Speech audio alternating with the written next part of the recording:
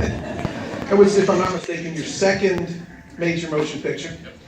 Since then, you've come back to New Orleans. You shot Legendary.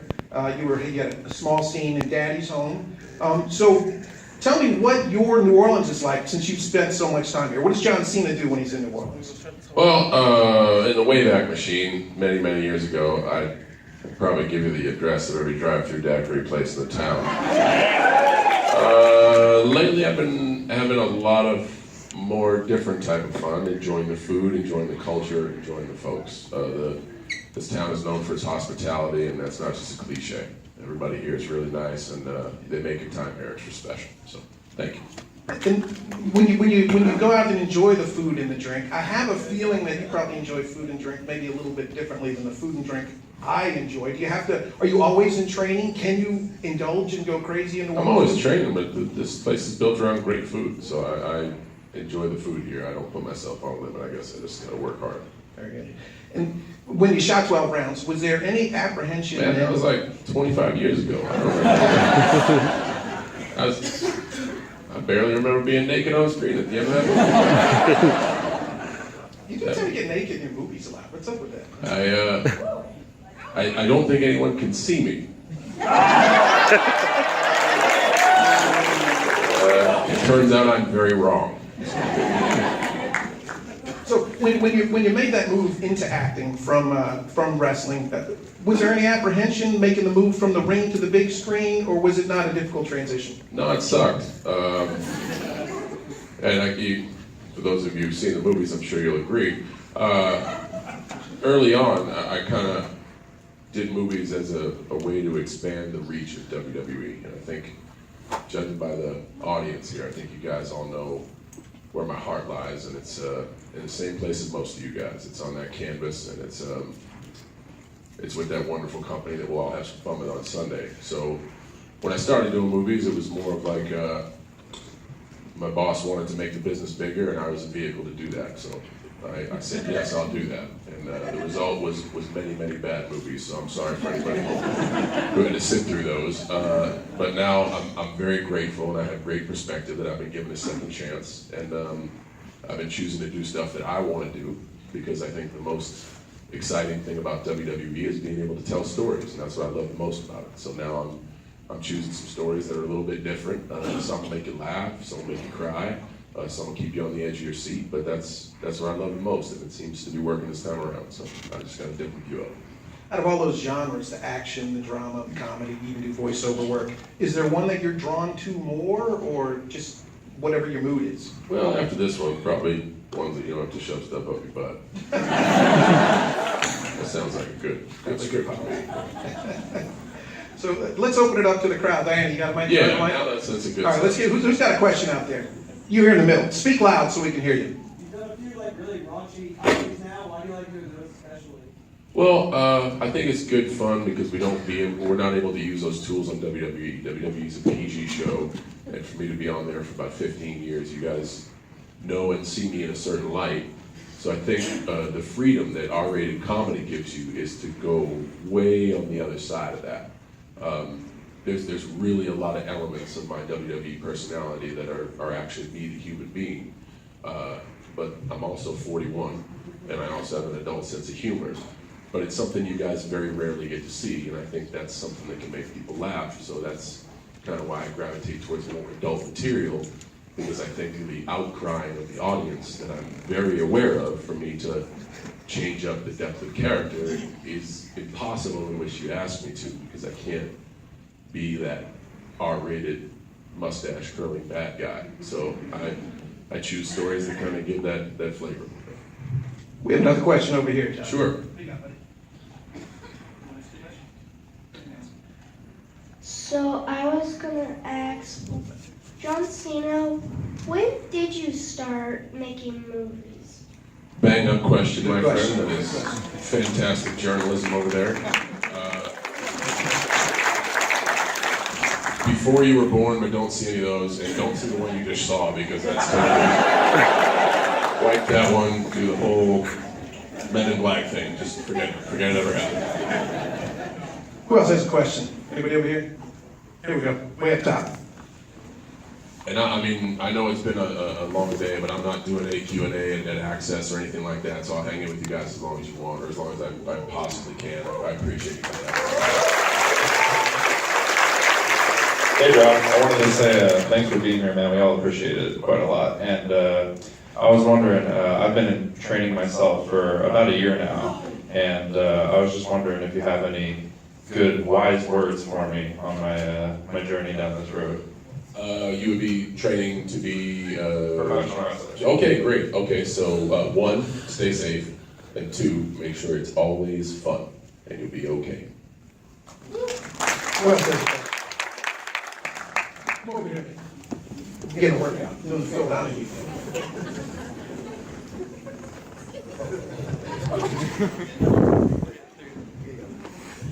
Hello, John. Hello. It sucks that Taker keeps on dodging your challenges. Not so much, because I actually get to watch what I think is the best WrestleMania in a long time, probably since 17, so I'm pretty excited. Fair enough. However, I am also a trained professional wrestler, Okay. and I'm wondering, will you wrestle me on Sunday?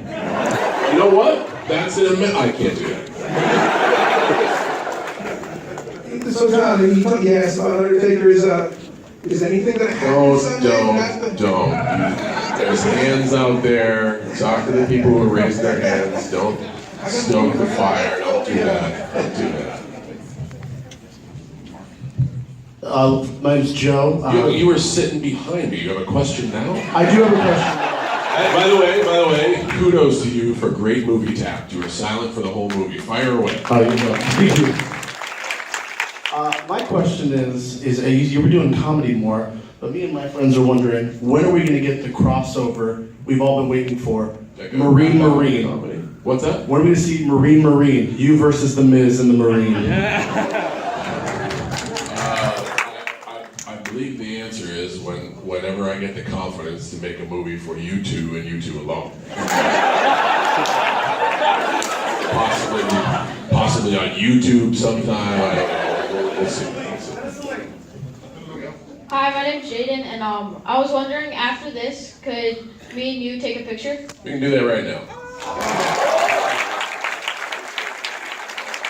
And by the way, fortune favors the bold. That's the only picture request.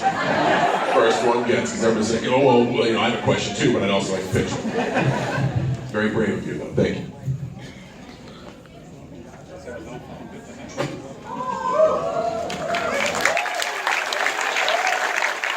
Everybody, big hand for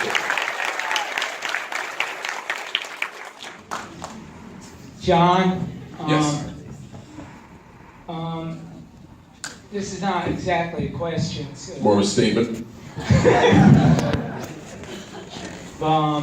I just want to say, a year ago this month I was diagnosed with. Sorry, I'm coping with a drinking problem. I was diagnosed with gastric esophageal cancer. That was of aggressive nature, and they gave me 90 days to live.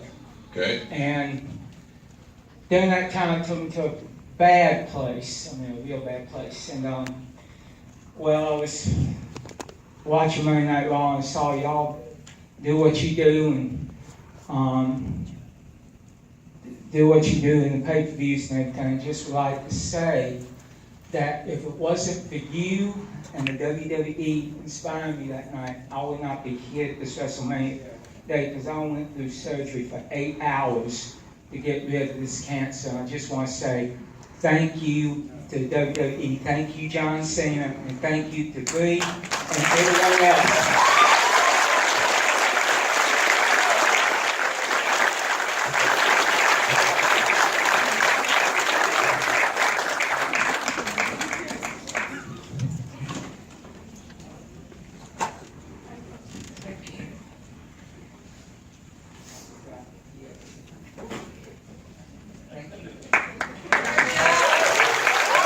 Thank you very much for the crowd. We always get some WWE folks in the crowd. I'm sure they'll appreciate that as well. Who else we got? No other questions? I've answered. Space-time continuum, anything? No? Going through the hot dot. Am I going to race the Iditarod? I don't know. It's a brutal race. Very cold.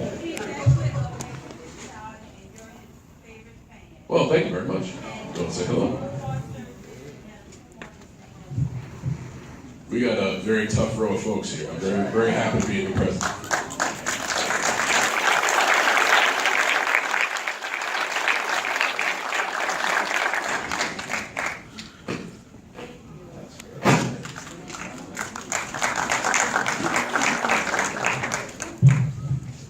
Hi, right here.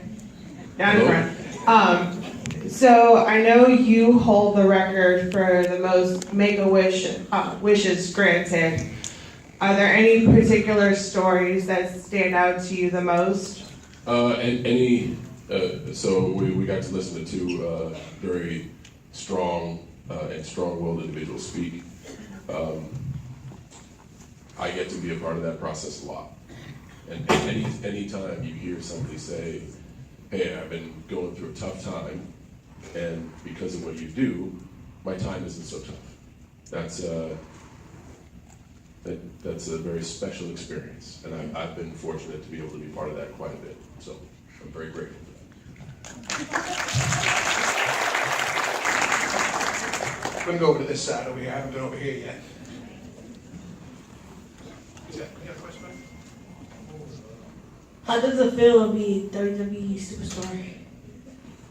Wow, that's an easy question to answer because it's the absolute greatest feeling of my entire life. Second greatest, the first one's getting married. That's gonna be awesome. Gotta give the bride a shot. Being WWE superstar is super fun. I'll tell you why. You watch movies and we watch together, we laugh, and sometimes we all enjoy the theater. But there's something about being in front of the audience, because you guys are behaving very well right now, but if this was a WWE event, you wouldn't be behaving so well, which is why I love all of you, because you always yell and scream and act so crazy and make every moment so suspenseful and exciting and wonderful. And that's what makes a WWE superstar feel so very special. So it's the coolest job in the world. Okay. First off, Two-part. Okay. A few things. First Okay. off, congratulations on your engagement. I know I'm a year late, but congratulations. Better late than never, my friend. I kind of asked 4 years too late, so better late than never. Okay, and yesterday I got to talk to Paul Heyman, and I asked him about you. And the most notable moment was your match against Rob Van Dam at One Night Stand in 2006. The cavalry's coming. I was cheering for you that night, by the way. You're a liar. I've been a fan since day one. The waiter's on. The BS is getting a little high. Keep going. Okay. Now, I've heard a lot of stories about how you managed to escape that building with your life, and the fact that you were able to control that crowd with a palm in your hand was just amazing. I mean, I tell a lot of people, nobody in your position could have done what you did that night and been able to just be able to perform the way you did in your situation. Nobody could have done what you did. Scraping away to try to find the question. So tell me the story. What was the idea about you getting out of there? What was the idea of how I got out of my life? Quick show of hands. Who saw that match at One Night Stand? Oh, damn it. If no one had raised their hands, I would have been like, it was the most spectacular thing you've ever seen. But you guys all saw it, and you all hopefully remembered it, and maybe some like-minded opinions, maybe some different ones. It was fun. It was a night in which the WWE Universe used their voice really loudly, and was it was a very special night for Rob Van Dam and everybody at ECW. And little known fact that on my way out, as I was escorted out and the ECW performers were running down, Tommy Dreamer, a very good friend of mine, who kind of led me a fireman's carry sort of finishing maneuver that's worked out quite well for me. As these guys were passing me and I'm running with my head down, he stops, he grabs me by the shoulders and said, "Here, you're gonna need this." Put something in my hand. What I didn't know is that he had been touring local wrestling promotions with my father. So when I get to the back, and I'm like, I made it out, and I look to see what he put in my hand, it was $1 million bill from none other than my dad, John Fabulous, that said, "It's good to be great, but it's great to be fabulous." So I made $1 million fabulous bucks that night from my dad, paid to me by Tommy Dreamer. That was big. All right, John, I'm up here. Hey, to disappoint everybody, this is not a wrestling-related question. This is back to your film career. I know in recent interviews there were a lot of people that there were a lot of discussions that in Trainwreck and a little bit in Sisters, you improvised a lot of lines, and I was kind of wondering here with Blockers how much of that was improvised and how, I guess, off the script you went in a lot of the scenes here for this movie. I think with all three movies kind of operate by the same ethos. They get the material on the page, and then they allot a certain amount of time to just kind of waste film and see what happens. And a lot of the material you see that actually made the movie were those takes of whether the director's saying, "Hey, say this," or you just like, "Hey, we're gonna give you 2 takes and just have fun with it." I don't know if you noticed, Ike Barinholtz is very keen and sharp and comes up with so many things. Like have you guys seen Inferno? Have you guys seen Inferno? Have you guys seen Inferno? That was not on the script. So many moments like that made the movie, and it seems like people who do comedy kind of have the same sort of thinking process. It's almost like, and I hate to bring a non-wrestling related question back to the WWE, but it's almost like the faith that Vince McMahon has in all of us. We have a certain thing that needs to be accomplished, but we can do kind of what we want out there within those guidelines. So it's really the same sort of process, I guess, comedians and sports entertainers think very much alike. Hi, John. My name's Alma. I'm from Kansas. My son's a big fan. We got one dude from Kansas in the house. We are not in Kansas anymore. He couldn't be here, but he's a big fan. I have a question. I always mentally prepare and take pre-workout to go to the gym. How do you get ready for big events or like a big fight? Huge, strenuous process. I throw my head against the wall a lot. I scream and yell at people. No, it's actually pretty low key. You'd be surprised, and quite frankly, it's what I'm going to be doing this year. I go out in the crowd, and it's usually like sneakily behind the curtain. But from the second the doors open, I watch the people file in, just like I'm looking at all of you today, to see who's here, to see what you may want to see, to try to use your personality to give you the best performance that I can. That's all that I do. And there are some guys who do workouts backstage that I could never even achieve. And they listen to music, and I think blocking out the noise of the fans I think that's the biggest mistake. I just kind of get around the crowd and listen to the show and listen to what you guys like and try to go out and have some fun with it. So 2 years ago, Conor McGregor was talking trash about WWE and how. Who is this Conor McGregor guy? What did he say? What did he say? He was saying that he could like find all the wrestlers on there. He might even slap a hit or two, like 2 times a night or so. Doesn't he know that's not what we do? Doesn't he know anything about this? Anyway, keep going. Who do you think could actually stand up to Conor McGregor and beat him in a WWE match? Why would somebody want to do that? Our job is to make you guys excited, is to make you smile. Why would I want to do something other than that? So if he wants to come over to WWE, he'll probably have to adjust a few things about his game. I think he's very gifted in hyping fights, so he has that element, but he's in a different business than I am, and I'd like to keep it that way. Question, because I just don't want it to turn into a pitching session. Also, how do you think Ronda's going to do with her transition? Oh, okay. I'll answer your question with a question. Guys, how do you think Ronda's going to do it? Hold on. Was that mixed or was that a yay? How do you think Ronda's going to do it? I, for one, I think I can share a sentiment with a lot of folks here. I'm excited to find out. And I know the WWE audience, they graded a pretty drastic curve because they're pretty vocally honest with me. And if she does well, she will be rewarded. And if she does not, she will face the music. So I'm excited to find out. Good afternoon to you, John. Good afternoon. Appreciate you being here. Just for one thing to say to you, fly Eagles fly. That's right, baby! Yeah! Just check what year it is. Yep, the Patriots have still won a bunch of Super Bowls. They didn't take any of those. Hey John, how you doing? I'm doing good. Flying in from California. Just wanted to ask you this. I'm a basketball coach out there and a former college basketball player. I had to die, man, once. And all athletes have to die. I mean, all athletes have to die twice. You're getting close to dying once. Are you prepared to go on to this next life? I don't know if I understand the metaphor you're making, sir. What I mean is we have to stop playing. One day you're gonna have to stop wrestling. And how's your transition going onto the movies like you? So I don't look at it like that. I know one day I will probably take my last steps into a ring, but I'll never be disconnected from WWE. It's because I love it. I think a basketball player can make the same assumption. There may be a day where you step off the court, but the day you stop following the game is the day you change your attitude.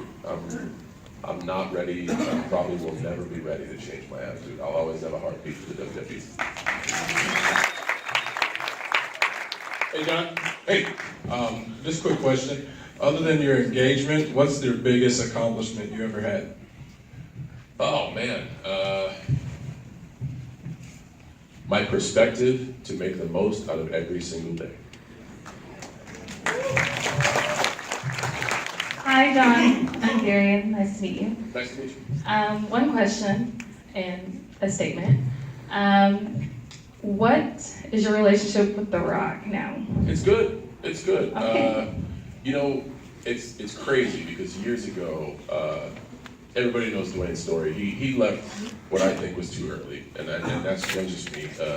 He's so gifted. He's unbelievably talented in any form. You could put him in this room, you could put him in the Superdome, you could put him on screen. He owns wherever he's at. And as a fan, I was so moved by his performance in the ring, I didn't want him to go. And the way he orchestrates a crowd, it's like the Pied Piper, like we just can't help but play along.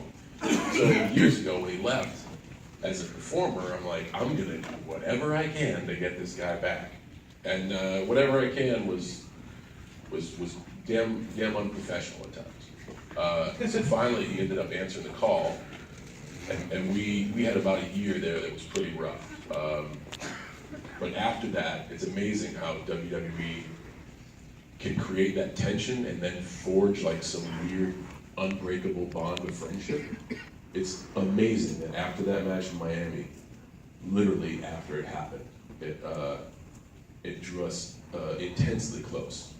And I don't mean that in an awkwardly interpretive way. I mean, we went from not talking to each other and saying some damn horrible stuff about each other to understanding that we are both essentially the same type of human being, and we just demand excellence and nothing less than that.